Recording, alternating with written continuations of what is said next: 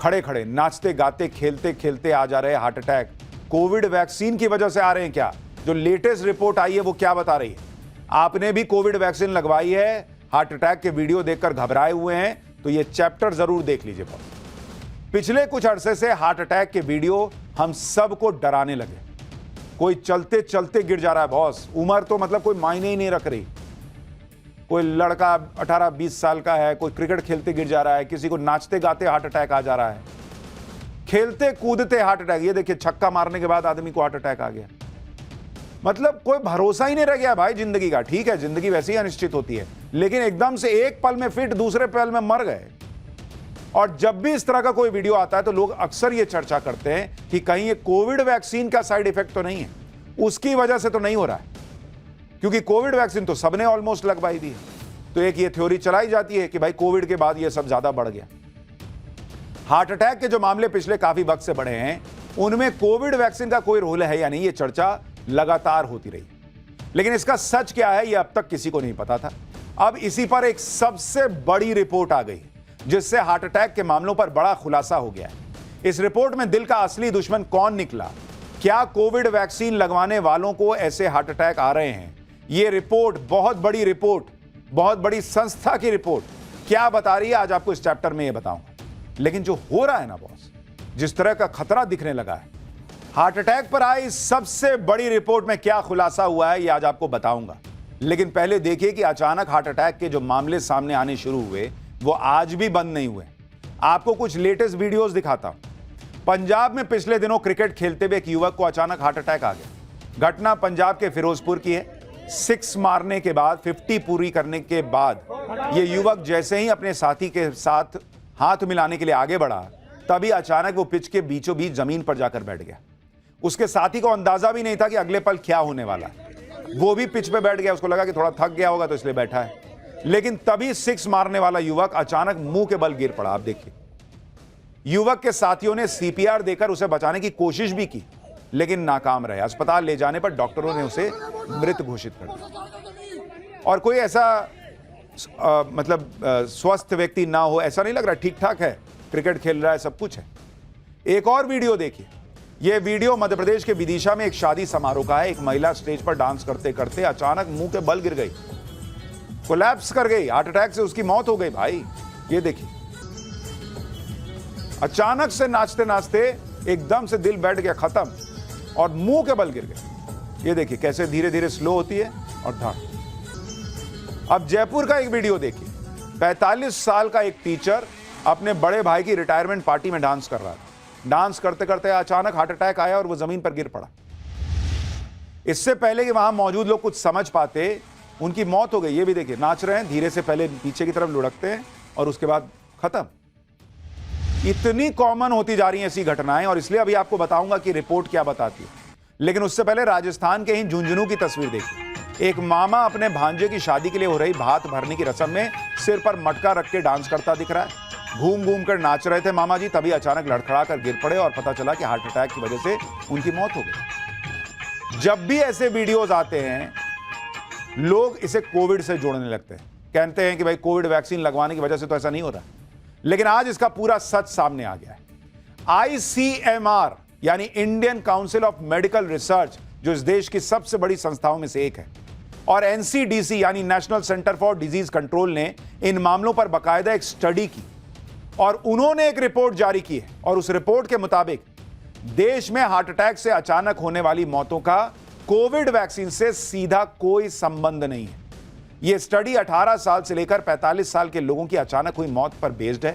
Study में दावा किया गया है कि भारत की कोविड वैक्सीन सेफ और इफेक्टिव है। इससे होने वाले गंभीर साइड इफेक्ट के मामले बहुत रेयर है। स्टडी में यह भी पता चला कि अचानक हो रही मौतों की दूसरी वजह हो सकती हैं, जिनमें लाइफस्टाइल, पहले से मौजूद बीमारी और कोविड के बाद के कॉम्प्लिकेशन शामिल हो सकते हैं। यानी अचानक हार्ट अटैक के बढ़ते मामलों पर इस रिपोर्ट में और भी बहुत कुछ कहा गया जो आगे बताऊंगा। लेकिन सीधे सीधे शुरुआती तौर पर कोविड वैक्सीन और हार्ट अटैक का डायरेक्ट सीधा कनेक्शन नहीं है, वो इस रिपोर्ट में कहा गया है। लेकिन पहले देखिए कि इन मामलों में जो टेंशन बढ़ रही है वो अचानक नहीं बढ़ रही। जैसे एक और वीडियो देखिए। मध्य प्रदेश के श्योपुर की यह घटना है, जहां दूल्हा बारात लेकर दुल्हन के घर पहुंचा।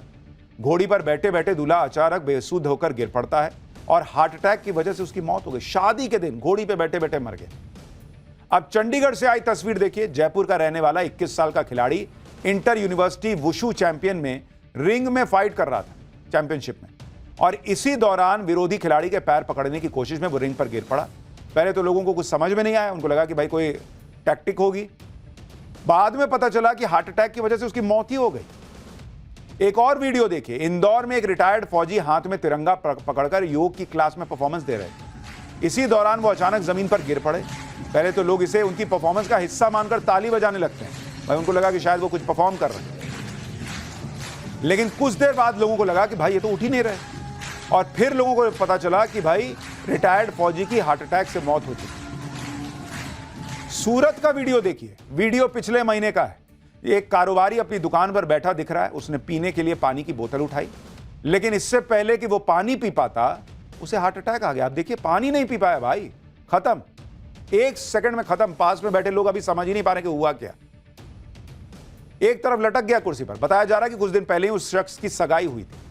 यूपी के बरेली का वीडियो देखिए। एक कारोबारी अपनी शादी की 25वीं सालगिरह पर पत्नी के साथ डांस करता नजर आ रहा है। तभी अचानक स्टेज पर गिर पड़ा। आसपास मौजूद लोग उसे बचाने के लिए पहुंचे, लेकिन अचानक आए हार्ट अटैक की वजह से उसकी मौत हो गई। मध्य प्रदेश के रीवा का वीडियो देखिए।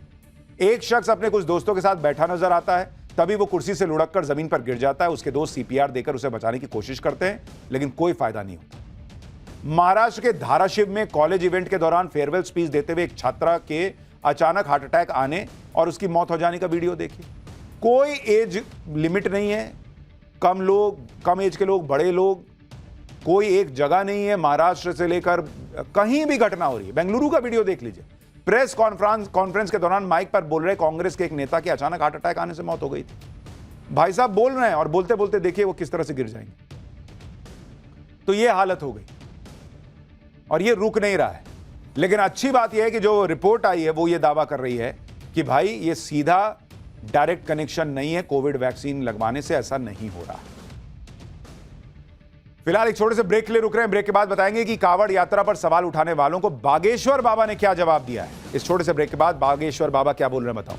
हैं कि जिनपिंग के साथ खेल करने के पीछे चीन के पूर्व राष्ट्रपति हू जिनताओ है। यह भी चर्चा है कि शी जिनपिंग की जगह वांग यांग ले सकते हैं, जिन्हें हाल में ही कम्युनिस्ट पार्टी में अहम पद दिया गया है। साल 2022 से ही वांग यांग को शी जिनपिंग का उत्तराधिकारी माना जाता रहा है। चीन में वांग यांग को एक ऐसे नेता के तौर पर पेश किया जा रहा है जो रिफॉर्म्स को सपोर्ट करता है, टेक्नोलॉजी फ्रेंडली है और प्रो मार्केट है, कम विवादित है। आप यह भी देखिए कि चीन के जिस पूर्व राष्ट्रपति हू जिनताओ को शी जिनपिंग ने बेइज्जत किया था, वो आज जिनपिंग से बदला ले रहे हैं, ऐसी खबरें। आपको साल 2022 का एक वीडियो दिखाता हूं जिसमें साल 2003 से 2013 तक चीन के पूर्व राष्ट्रपति रहे हू जिनताओ को चाइनीज कम्युनिस्ट पार्टी की बैठक से उठाकर देखिए कैसे बाहर कर दिया गया था। यह आदमी, आप सोचिए, जो पूर्व राष्ट्रपति था उसको शी जिनपिंग की बगल से उठा के लोग ले गए, जैसे कई बार दफ्तर से नहीं निकालते हैं कि बॉस छोड़िए। आप सोचिए, उस बुजुर्ग आदमी को उठा के जबरदस्ती हटा दिया गया। लोग कह रहे हैं यही शी जिनपिंग के साथ तो नहीं होने वाला है। इस बैठक में शी जिनपिंग खुद मौजूद थे और उनके सामने यह सब हुआ। इस बैठक में ही शी जिनपिंग को तीसरी बार पार्टी का महासचिव चुना गया था। वीडियो में जिनपिंग के साथ बैठे नेता चीन के पूर्व राष्ट्रपति हू जिनताओ थे।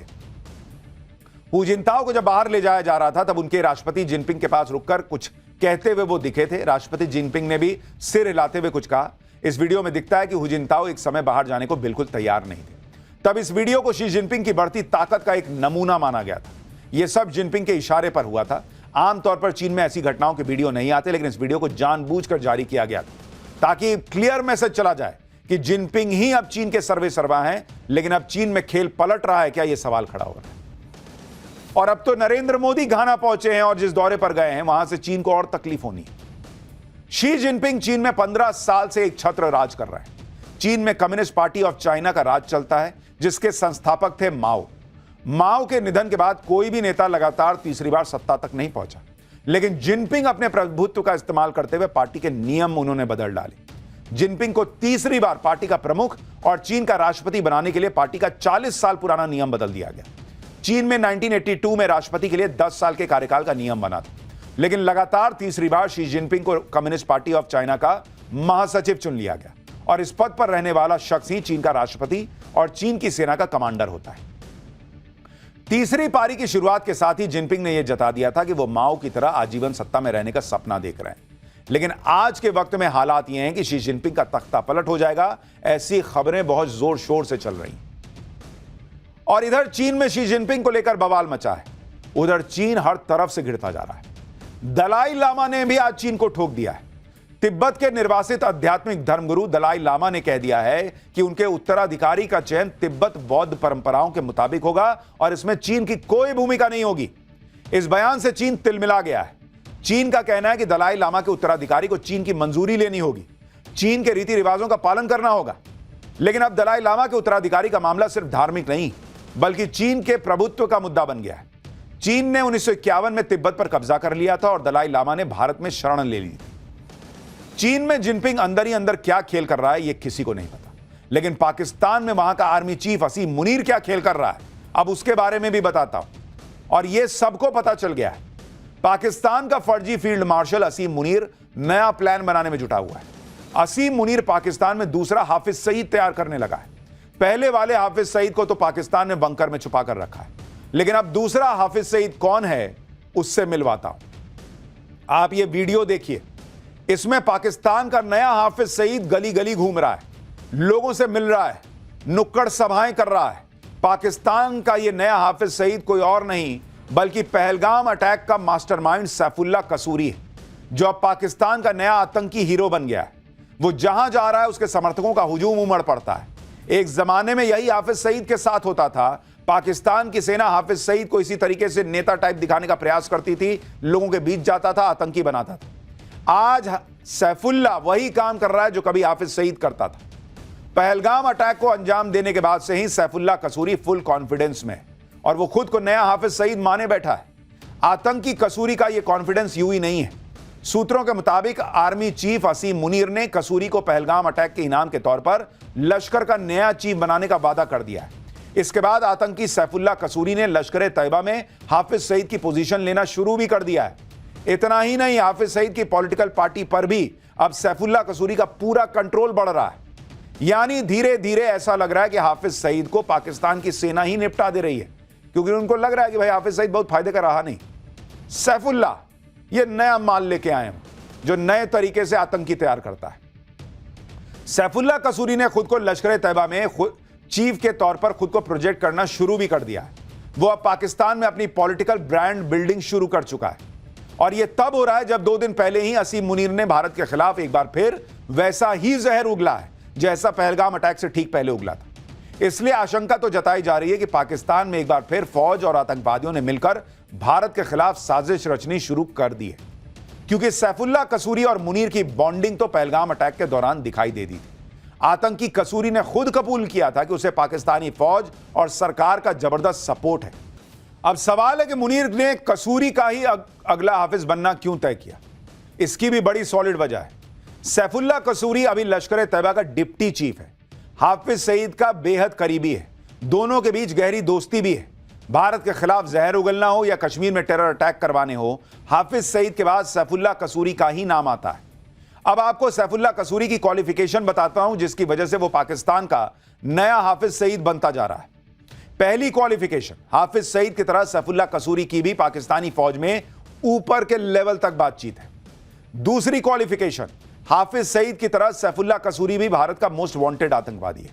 तीसरी क्वालिफिकेशन, जैसे हाफिज सईद ने मुंबई अटैक करवाया वैसे ही सैफुल्लाह कसूरी ने पहलगाम अटैक करवाया।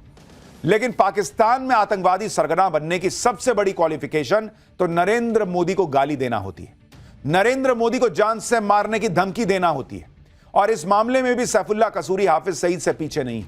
आप एक बार हाफिज सईद और अब ये नया वाला हाफिज सईद सैफुल्लाह, इन दोनों को सुनिए एक साथ कि कैसे पाकिस्तान के दोनों ग्लोबल आतंकवादी नरेंद्र मोदी का खून बहा देने की गीदड़ भभकियां देते हैं। अब आपके दिमाग में सवाल आ रहा होगा कि अगर सैफुल्लाह कसूरी लश्कर तैयबा का चीफ बनेगा तो हाफिज सईद क्या करेगा? कहीं हाफिज सईद मर तो नहीं गया है? कहीं हाफिज सईद भी किसी अज्ञात हमलावर का शिकार तो नहीं हो गया है?